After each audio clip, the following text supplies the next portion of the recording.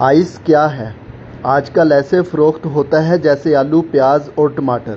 Ice ایک ایسا نشہ ہے جس کے پہلی بار استعمال سے انسان کے اندر خوشی کے ہارمونز انتہائی ایکٹیو ہو جاتے ہیں، جس سے انسان انتہائی خوشی محسوس کرتا ہے۔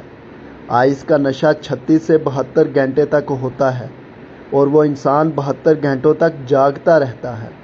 پہلی دفعہ انسان کو آئس استعمال کرنے سے جو لذت اور خوشی محسوس ہوتی ہے وہ آہستہ آہستہ کم ہو جاتی ہے، اور اس کے ساتھ انسان آئس کی ڈوز پہ ڈوز بڑھاتا جاتا ہے تاکہ وہ پہلے والی خوشی محسوس کر سکے۔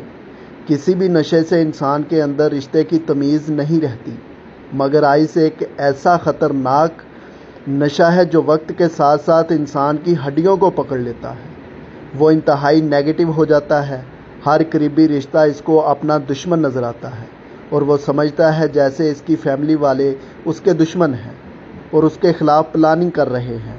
نہ ماں کا رشتہ اور عزت اس کے لیے اہمیت رکھتی ہے، نہ بہن نہ ہی باپ۔ آہستہ آہستہ دماغی توازن خراب ہونا شروع ہو جاتا ہے۔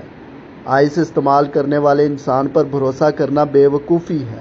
آئس استعمال کرنے والے انسان کے ہاتھوں سے کسی بھی وقت کوئی ناخوشگوار واقعہ پیش آ سکتا ہے۔ ویڈیو بنانے کا مقصد یہ ہے کہ نوجوان نسل اس سے دور رہے۔